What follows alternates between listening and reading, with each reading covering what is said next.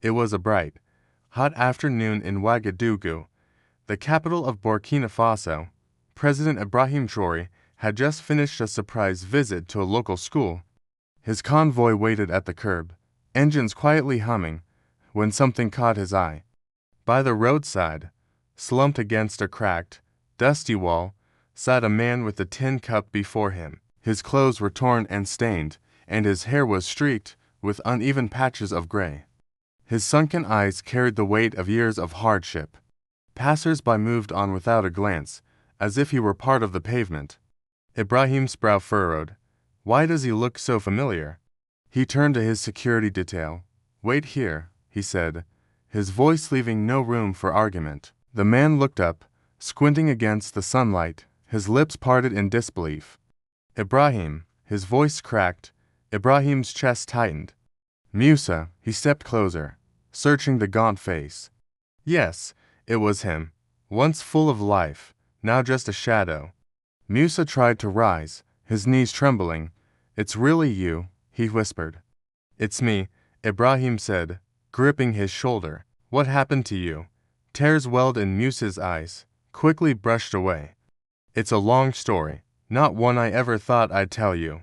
Not like this. Come with me. We'll talk, Ibrahim insisted. Musa glanced at his bare feet. I can't. Not like this. I'm not fit to enter your car. You're my friend. That's what matters. Ibrahim's tone left no space for refusal. Minutes later, Musa was at the presidential residence. He bathed, changed into clean clothes, and was seated before steaming dishes. He ate slowly, almost cautiously, as if the food might vanish. Between bites, his eyes flickered between gratitude and shame. When the plates were cleared, Ibrahim poured two glasses of juice and sat across from him. Now, he said gently, tell me, you were one of the brightest men I knew. What happened? Musa stared at the glass, then sighed. It started 3 years ago. He began. He spoke of his life as a respected school principal in Bobo Dioulasso, how he had built a small house from his savings and married a woman named Stella. At first, we were happy, or so I thought, but she grew distant, always on her phone, quick to snap over nothing. I thought it was stress. I ignored the signs. His voice faltered. One afternoon, I came home early and found her in our bed with another man. Ibrahim's jaw tightened. What did you do? I walked out, Musa whispered. I couldn't fight. I was shaking. She didn't even apologize. She followed me outside and said it was over, telling me to leave my own house because the other man was the one she loved now. Leave the house you built. Ibrahim's eyes narrowed. Yes, Musa said bitterly. I refused. She took me to court, lied that she'd paid for the house, even brought fake documents. The judge believed her. I was thrown out. What about your job? I lost that, too. Every bit of savings went to lawyers. Soon, I had nothing.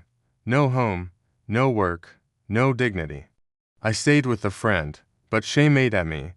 I left, ended up under bridges, begging for scraps, eating once a day if I was lucky. Every time I closed my eyes, I saw her laughing with him, his head bowed, tears slipping down his cheeks.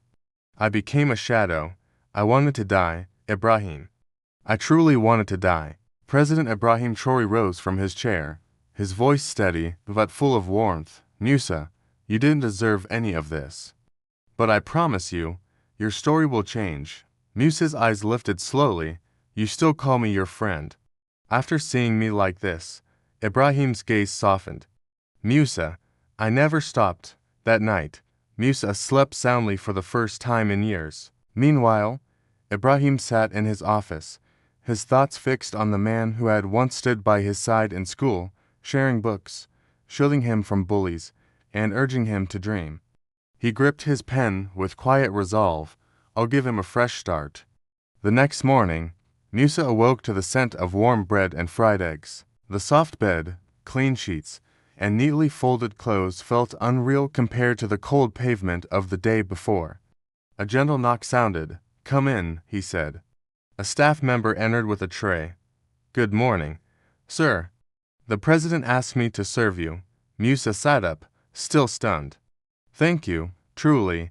As he ate, the thought kept repeating in his mind. Yesterday I was a beggar. Today I'm a guest in the presidential residence.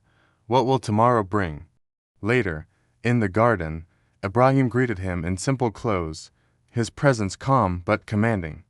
Musa, your story broke my heart, he said. I didn't mean to bring trouble into your home, Musa murmured. You didn't bring trouble, Ibrahim replied. You brought truth, and truth should lead to action. Action? Musa asked, uncertain. I've made arrangements, Ibrahim said. This morning, you'll see a doctor. After that, there's somewhere I want to take you. By afternoon, Musa had been examined, given medicine, and received his first haircut in years. The man in the mirror was no longer the broken figure from the roadside. His eyes carried a faint spark. Ibrahim drove him to the city's edge, stopping before a small cream and brown house with a neat garden. It's beautiful, Musa said quietly. Whose is it? It's yours, Ibrahim replied with a smile. Musa's voice faltered. Ibrahim, this is too much. It's fully paid. No one can take it from you, Ibrahim assured him. Why would you do this for me? Musa whispered. Because I remember who you are, Ibrahim said, his eyes glistening. You gave me books when I had none. You defended me when I was alone. You believed in me before I believed in myself. Musa shook his head, overcome. I only did what friends do. And now, Ibrahim said, placing a firm hand on his shoulder, I'm doing the same. Inside, the home was warm and welcoming. A cozy living room, a clean kitchen, a bright bedroom, and even a small office with a desk and bookshelf. I've also opened a bookshop and school supply store for you, Ibrahim added. It's next to a secondary school. You'll run it, and I'll cover the first year's expenses. I know your love for education. Let's put it to use. Musa's hands trembled. For the first time in years, his tears were not from pain, but from hope. Over the next few weeks, Musa's life transformed. He ran the store with discipline and care.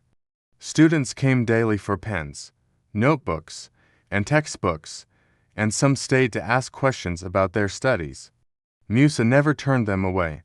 You can't just memorize, he told one boy, pointing at a math problem. Understand the steps, and the answer will follow.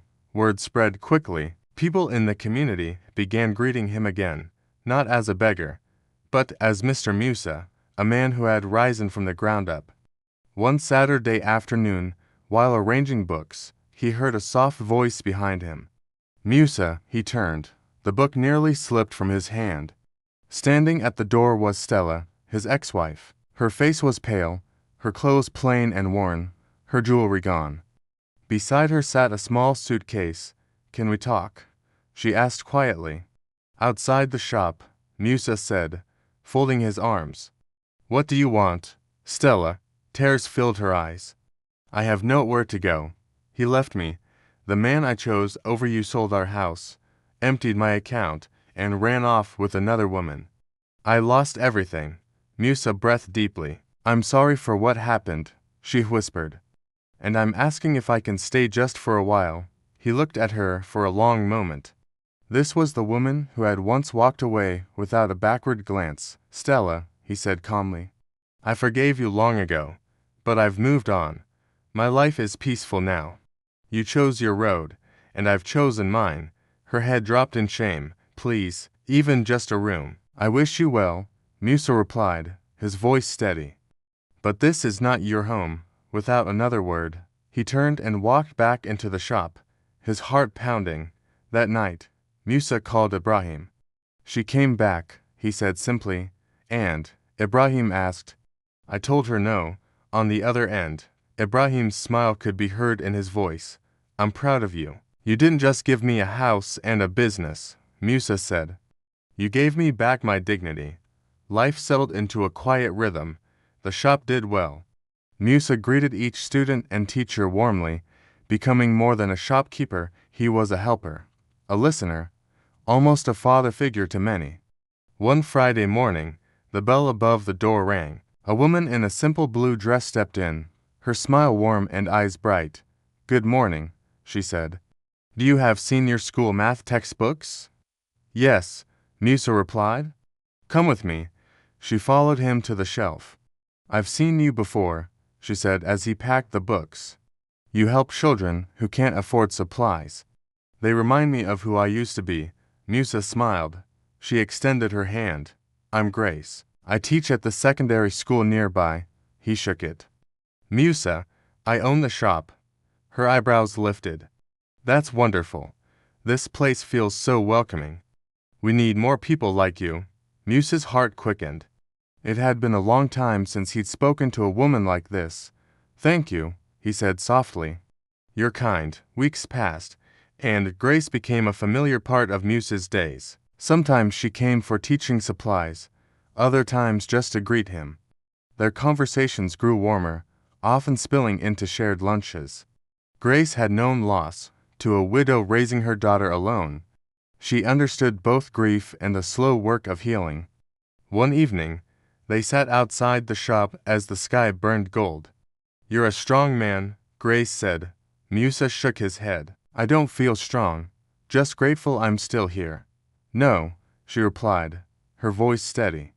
"You went through the fire and chose kindness. That's strength." Musa's eyes softened. "I never thought I'd meet someone like you." Grace looked down, smiling faintly. "And I never thought I'd smile like this again." That night, Musa called Ibrahim. "I think I've met someone," he said. Ibrahim chuckled. "Musa, the lover boy." "Not like that." Musa laughed. "She's different. Calm, wise, full of light." "Then don't let that light go," Ibrahim said warmly. "You deserve joy." Musa took his time. Grace's daughter, Rachel, soon began visiting the shop, helping arrange books and sitting in the reading corner Musa built just for her. He treated her like his own child, teaching, encouraging, and listening. One sunny afternoon, Musa invited Grace and Rachel to a quiet garden. Kneeling with a small ring in his hand, he said, "I don't have much to give, but I have peace, respect, and love. Will you marry me?" Tears welled in Grace's eyes. "Yes." "Musa, 1,000 times." "Yes." Rachel squealed and hugged them both. Their wedding was small but full of joy. Friends, neighbors, and President Traore attended. After the ceremony, Traore pulled Musa aside. "You look like a man who's found peace." "I have," Musa replied. Ibrahim placed a hand on his shoulder. "You found it because you never gave up." Months later, Musa's life was full. A loving wife, a daughter who adored him, a thriving business, and a home filled with laughter. He launched a foundation to help men who had lost everything, opening a shelter that offered training and small business skills. "I was once on that street," Musa told the first group. "One friend changed my story. Now I want to change yours." Across town, Stella sat alone in a rented room. She had called Musa many times, but he never answered. Once she went to his shop only to see a sign, "Closed this week for family reasons. See you next week." In the window was a photo. Musa and Grace holding hands, Rachel smiling between them. Stella's vision blurred. She had once held everything and thrown it away. Now Musa had what she had never valued. Slowly, she turned from the shop and walked down the dusty road, this time with nothing to her name.